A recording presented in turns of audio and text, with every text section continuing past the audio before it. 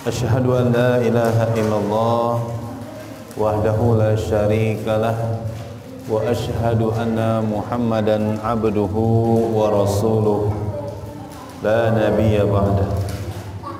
Allahumma salli ala sayyidina Muhammad wa ala alihi wa sahbihi ajma'in. Bapak Ibu jamaah yang dimuliakan oleh Allah Subhanahu wa taala, kita lanjutkan kajian pada malam hari ini. Alhamdulillah kita sudah melalui beberapa hadis yang sudah kita bahas, dari hadis pertama sampai hadis kelima.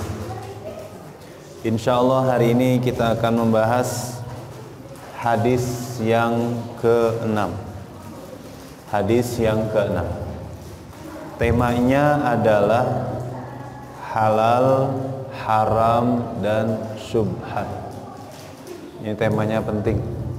Dia membahas halal, haram, dan syubhat. Saya akan membacakan hadisnya. A'udzu billahi minasyaitonir rajim. Bismillahirrahmanirrahim. Rabbi shrah li sadri wa yassir li amri wahlul 'uqdatam min lisani yafqahu qawli. Allahumma 'allimna ma yanfa'una wanfa'na bima 'allamtana wa zidna 'ilma. An Abi Abdullah Nu'man bin Bashir radhiyallahu anhuma qala sami'tu Rasulullah sallallahu alaihi wasallam yaqul innal halala bayyinun wa innal harama bayyinun wa bainahuma umurun mushtabihat la ya'lamuhunna katsirun minan nas faman ittaqa syubhati faqad istabra'a li dinihi wa 'irdihi wa man waqa'a fi syubhati waqa'a fil haram karra'i yar'a hawla al-hima yushiku an yarta'a fihi ala wa inna li kulli malikin hima ala wa inna himallahi maharimuhu ala wa inna fil jasadi mudghah idza salahat salahal jasadu kulluh wa idza fasadat fasadal jasadu kulluh ala wa hiyal qalb. Rawahul Bukhari wa Muslim. Diriwayatkan dari Abu Abdullah Nu'man bin Bashir radhiyallahu anhuma. Ia berkata, aku mendengar Rasulullah sallallahu alaihi wasallam bersabda, sesungguhnya yang halal itu jelas dan yang haram itu jelas. Di antara keduanya terdapat perkara-perkara subhat. Saya ulangin ya Pak ya. Sesungguhnya yang halal itu jelas dan yang haram itu jelas.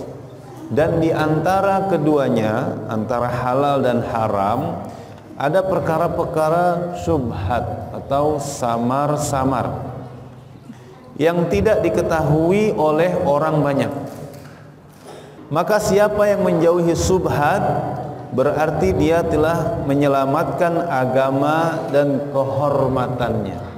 Kalau dia menjauhi syubhat, tidak melakukan syubhat, maka dia menjaga dirinya dan agamanya. Dan siapa yang terjerumus dalam perkara syubhat, kalau dia melakukan syubhat, maka akan terjerumus dalam perkara yang diharamkan. Otomatis dia akan jatuh kepada perkara yang diharamkan. Kemudian ini perumpamaan. Sebagaimana pengembala yang mengembalakan hewan gembalanya. Jadi kalau ada pengembala yang membawa hewan gembalaan, kambing atau domba atau sapi ke padang rumput ya, di sekitar kawasan terlarang. Jadi ada tanah orang gitu Pak ya, yang tanah ini tidak boleh untuk dimasuki oleh siapapun. Tidak boleh hewan ternak pun masuk ke tanah dia. Ini namanya kawasan terlarang. Maka lambat laun dia akan memasukinya. Nah, kalau hewan kita, kambing, sapi itu mendekati batas tanah orang, yang tanah orang itu dilarang untuk dimasuki, maka tanpa sengaja boleh jadi kambing atau sapi kita juga akan masuk ke tanah tersebut. Lambat laun, tanpa sengaja gitu ya. Ketahuilah, sebagaimana pengembala yang mengembalakan hewan gembalaannya di sekitar ladang yang terlarang dimasuki, maka lambat laun dia akan memasukinya. Ketahuilah bahwa setiap raja memiliki larangan, dan larangan Allah adalah apa yang dia haramkan.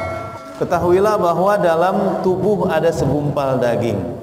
Jika dia baik, maka baiklah seluruh tubuh, dan jika dia buruk, maka buruklah seluruh tubuh. Ketahuilah bahwa dia adalah hati. Hadis riwayat Bukhari. Jadi itu Bapak Ibu, hadis yang panjang ini menjelaskan 3 hal: halal, haram, dan syubhat. Ya Bu ya. Nah, tadi titik tekannya di hadis ini bahwa hal-hal yang dihalalkan itu sudah sangat jelas, gamblang. Bagaimana kita dihalalkan untuk memakan makanan yang halal, dihalalkan untuk menikah, dihalalkan untuk mempunyai perhiasan, untuk bekerja, untuk mempunyai harta, untuk mempunyai pakaian yang bagus, itu dihalalkan. Jadi yang halal itu sudah jelas, dan yang haram juga sudah jelas. Sebagaimana Allah mengharamkan bangkai, darah, daging babi, ya. Mengharamkan bangkai dan seterusnya. Hal-hal ini sudah jelas. Mengharamkan riba, mengharamkan jual beli secara curang, gitu ya. Halal dan haram dalam agama kita ini sudah jelas, gamblang. Terus yang ketiga tadi menjelaskan tentang syubhat. Adapun yang syubhat adalah sesuatu yang tidak diketahui halal dan haram. Syubhat dalam hal ini bisa disebabkan karena, jadi ada hal-hal yang masih ragu ini halal atau haram. Sebab apa? Sebab dalilnya. Dalil dia tidak secara lugas mengharamkan atau tidak secara lugas menghalalkan. Dalil di Al-Quran ataupun hadis yang tidak lugas menghalalkan atau mengharamkan, atau karena penerapan dalil atas suatu masalah, sehingga terkadang syubhat terdapat pada hukum dan kadang pula terdapat pada mahalul hukmi atau tempat hukum. Contohnya, kalau tadi syubhat dalam dalil, ya Pak, apakah hadis ini sahih atau tidak? Karena kalau dia hadisnya sudah mutawatir, hadisnya itu sudah sahih, maka hadis ini hadis kuat, hadis yang kuat. Dapat dipastikan hadis tersebut bersumber dari Rasul. Kemudian ada namanya ad-dilalah. Ad-dilalah itu ya, memahami dalilnya, makna dalilnya. Makna dalilnya ini lugas atau multitafsir. Kalau dia multitafsir, maka ini masuk ke dalam perkara syubhat atau mukhtalaf, perbedaan pendapat. Nah, sebelumnya saya akan kembali dulu ke halal haram ini Bapak Ibu.